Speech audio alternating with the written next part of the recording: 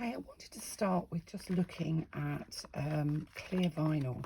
Now, often clear vinyl is quite creased and bumpy when you get it. And you want this to look nice and flat. So obviously you can't iron this stuff. So I just thought I'd show you how the easiest way to flatten it out. Now mine's usually rolled, and that means it's difficult to sew because it just rolls up. So on my pressing mat, all I'm going to do is I'm going to use my iron directly onto the pressing mat. So I'm warming my pressing mat, not pressing the clear vinyl.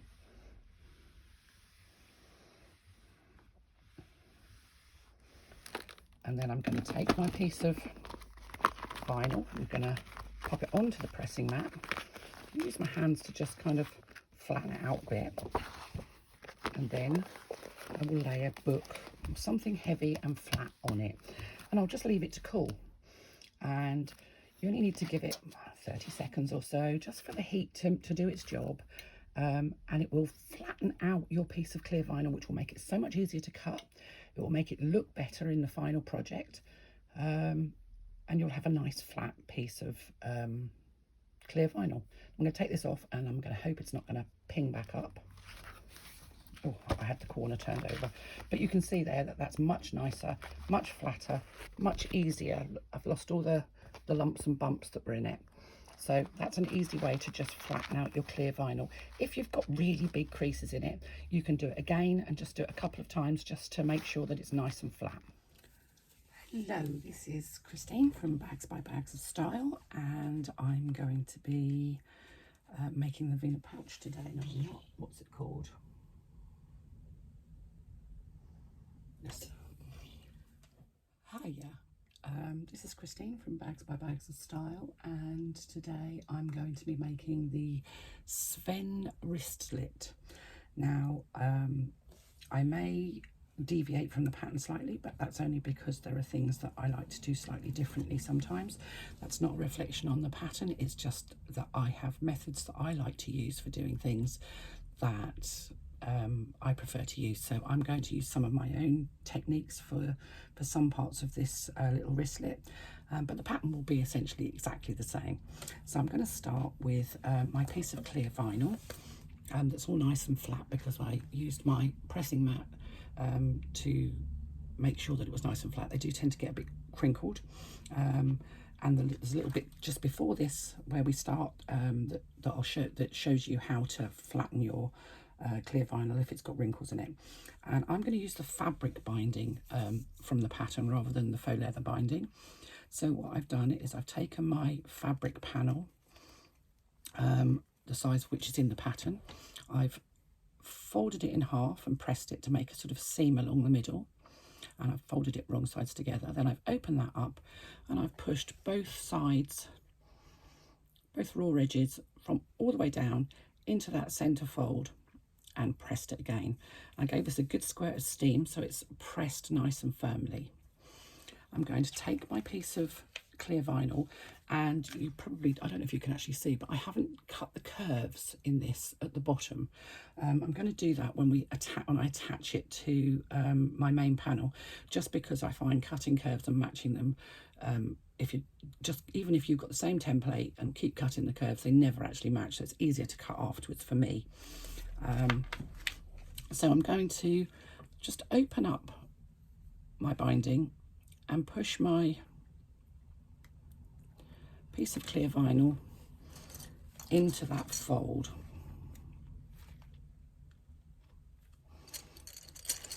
Now the pattern tells me to interface my binding, which I have done. Most times when you make binding, you generally cut it on the bias, but because this is actually only along straight edge, you don't need to cut it on the bias because this binding doesn't need to go around a curve, so it doesn't need flexibility as most binding does. So actually it's fine to interface it because you don't need the binding to be to have any kind of movement to it. So I've just popped the top edge of my clear vinyl into that fold, and you can see there that that fold sits nicely along the top. and I'm going to stitch at 1/8 of an inch along the bottom edge of my binding, which should secure it to the clear vinyl. Now, you don't want to use too small a stitch because clear vinyl is quite delicate and it will perforate. When you fold it over, you can see how accurately you folded. You shouldn't see any of the fold that's on the back from the front. You want them to be perfectly level so that when you do your line of stitching, it secures both the back and the front of the binding onto the clear vinyl.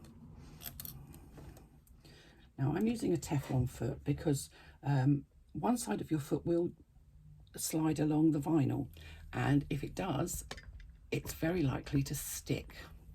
So a Teflon foot will stop that happening. I've got a stitch length of approximately 4. I sew on a Juki TL98P. It's a domestic machine, not an industrial machine. I have a size 14 needle, universal Schmetz needle in my machine, and I'm using Coats Moon thread. So let's start our top stitching. Now, if you're somebody that's not confident top stitching, you can use a seam guide that you can pop on your needle plate, and that will actually hold your stitching nice and straight so that your top stitching stays nice and even. Now, I guess you could actually, if you wanted to, if you didn't want to make your own binding, you could probably use bias binding for this.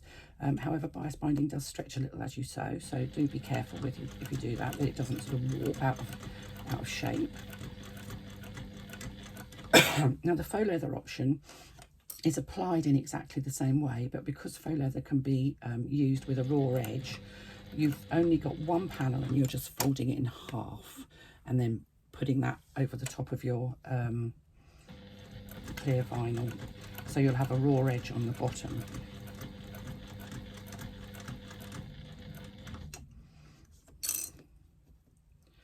You could use a little bit of glue or double-sided tape if you're not sure that you can hold your clear vinyl in place.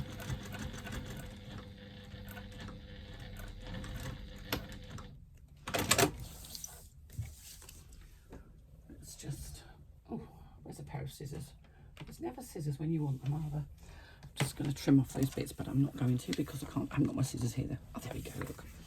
So there's our binding sitting nicely on the top of our, and this binding is made from the same fabric as I'm using for the exterior so that it matches. And that not only gives that a little bit of strength and durability, it just looks great, doesn't it? So we'll move on to the next part, which is the zipper. Okay, so I have my number 5 zipper, which I've applied a head to. If you're not sure how to put a zipper pull onto zipper, please do check my other videos. I have a playlist with bag making hints and tips, and there is a video in there that explains all about, first of all, sizes for zippers and shows you how to apply one of these without any kind of tools. So I've prepared my zipper. I've made a few stitches across the top here to stop my zipper pull from pulling straight off. And I'm going to lay it on my table so that my zipper pull is to the left. I'm going to take my clear vinyl and I'm going to position it centrally. Now you can measure it to make sure it's central. My zipper is 12 inches long, so I know I'll have ½ inch either end. And I'm going to eyeball that because I actually don't think that I need to make lots and lots of marks. And you need to make sure that you have an 1/8 of an inch gap below your zipper teeth. Now, the easiest way to make sure that you've got this sitting properly is to actually add a little bit of glue. I'm not a great fan of double-sided tape. It gums up your needles, she says, as the top of her glue is all gummed up. So just a little tiny bit of Fabri-Tac along the side of your zipper will help to kind of keep this in place as you stitch. It will also help with something else which I'll show you in a minute. So I'm just going to pop that back there. I'm going going to take my clear vinyl panel and I'm going to lay it, starting 1/2 inch from one end, onto my zipper.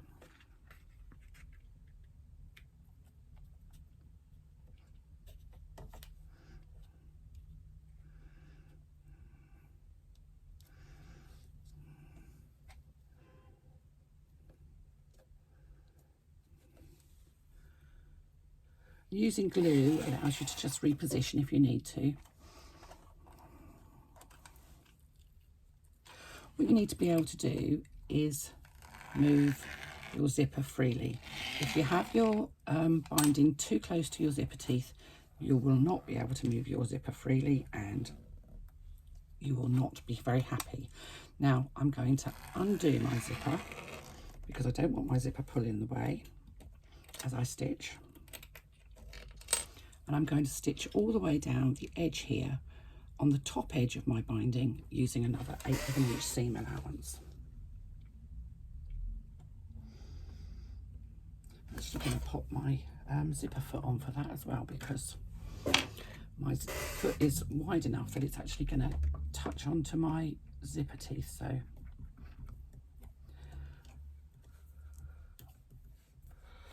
I'm going to go from this end. I've just dropped my foot on the floor. Well done, Christine. So now I can stitch that up now because I'm stitching from the other end. You could try and clip it across the zipper if you want to, but it's quite a big gap. So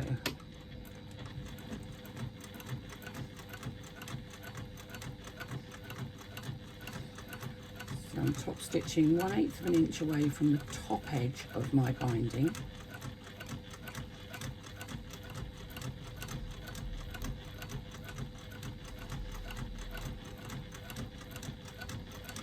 Take it slowly. This top stitching will all be visible at the end of your bag, so you want it to look as good as you can make it look. If you're using vinyl, then you will need to use a Teflon foot. I use a Teflon foot for kind of all my sewing. So both this and the foot that I was using originally are both Teflon feet. So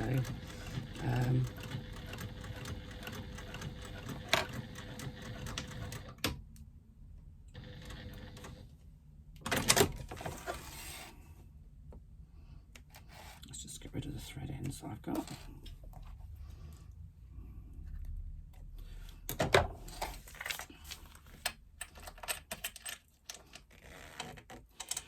So you can see that the zipper is now fully attached to the top part of my vinyl pocket, and using the glue means that the bottom part of my zipper tape is now actually glued to the back of my binding. It means that it's not going to flap about inside of my pocket, which I would normally try and construct with all my zipper tape edges completely enclosed. However, this pattern doesn't have that option, and whilst I could do it, I don't think it's necessary particularly. So using a bit of glue will stop that from kind of coming away and flapping inside of your pocket. So there's your pocket completely with your zipper attached. Now let me just check my pattern because I actually haven't made this. So this is the first time I'm making it, so it could all be horribly disastrous.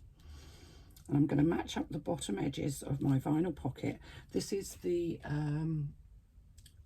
front bottom panel that I've got here. So I've got a bit of thread on there.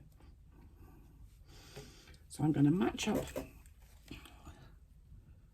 the bottom edge and the sides.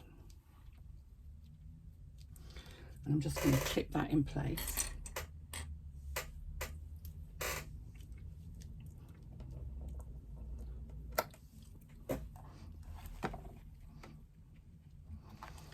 Just so that I know it's all matched. And I still haven't cut those curves on my bit of vinyl, but you can see now that I've got a template that I can cut those curves, because I can use the piece of fabric that's behind to make sure that my curves are cut exactly the same. And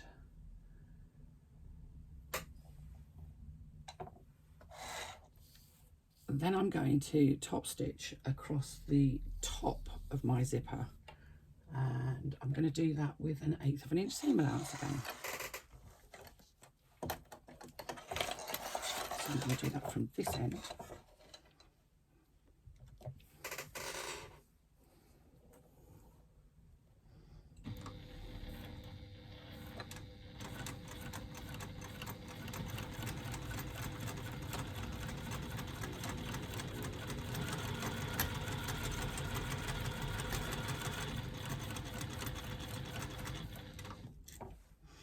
As I get down towards this end, my zipper pull is kind of in the way, so I'm just going to, with my needle in, raise my foot, move the zipper pull out of the way, and continue stitching.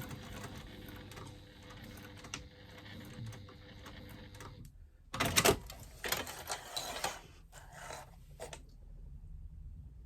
let's see where we go now. Okay. If you've got any excess fabric at the top here, as you can see I have, you can trim that off now. So the threads.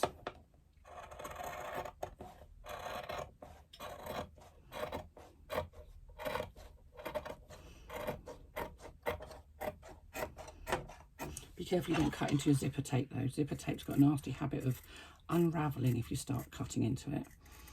If you do by any chance catch your zipper tape, pop a little bit of fray check just to make sure that it doesn't come adrift. Right, I'm now just going to trim those corners of my clear vinyl so that it matches the exterior fabric.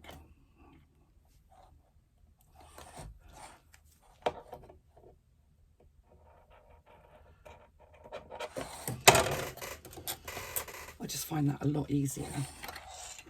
So that's that first part completed. That was easy, wasn't it?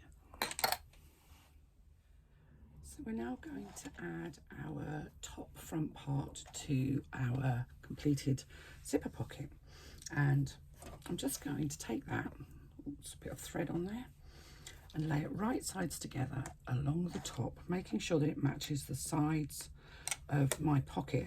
Bear in mind that your zipper is a little bit longer, so you will have a little bit of zipper tape exposed at each end, because your pouch is, your wristlet is 11 inches wide and your zipper was 12 inches long. So you will have, let's just open up my zipper again so it's out of the way, you will have a little bit of zipper tape showing on either end. Now, because the pattern tells me to use a 1/4 inch seam allowance, however, I'm using a number 5 zipper, and if I use a 1/4 inch seam allowance, I'm going to have more zipper tape showing above my zipper than I will at the below my zipper. So I'm going to use a 3/8 of an inch seam allowance so that my zipper sits absolutely centrally within this space between the top piece and the pocket piece.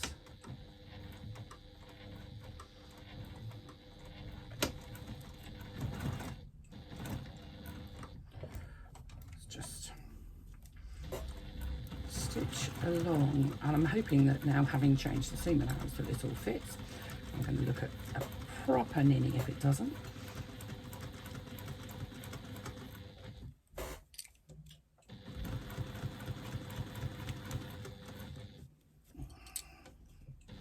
I'm just removing the clips as I go. And when I come down here, I've got my zipper pull underneath there, so I'm just going to, with my needle in, raise my foot, move my zipper pull out of the way.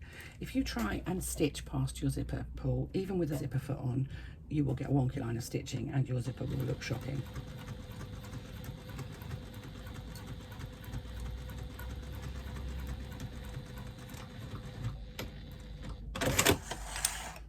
So I'm just going to open that up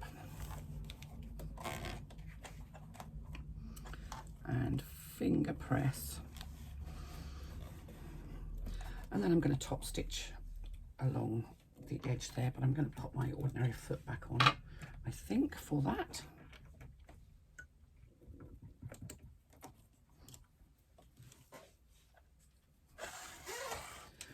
So you could press that if you wanted to, just be very careful you don't get your iron anywhere near that vinyl. Finger pressing is absolutely fine for me. I'm just going to pull the zipper pull out the way and top stitch 1/8 of an inch away from that fold that you've just created by finger pressing. Remember to increase your stitch length to the length that you like to use for top stitching, which for me is about 4. Take it slowly because this stitching will show. And when you get down to where this zipper pull is, do the same thing again. Put your needle in, raise your foot, move the zipper pull, foot down, carry on stitching.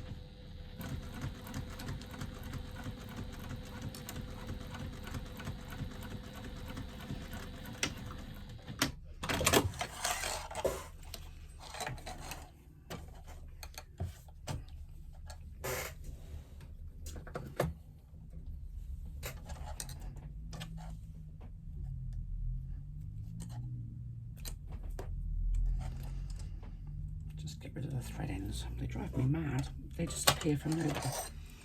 And there we have a fabulous front panel. Looks great, doesn't it? Everything's hunky-dory.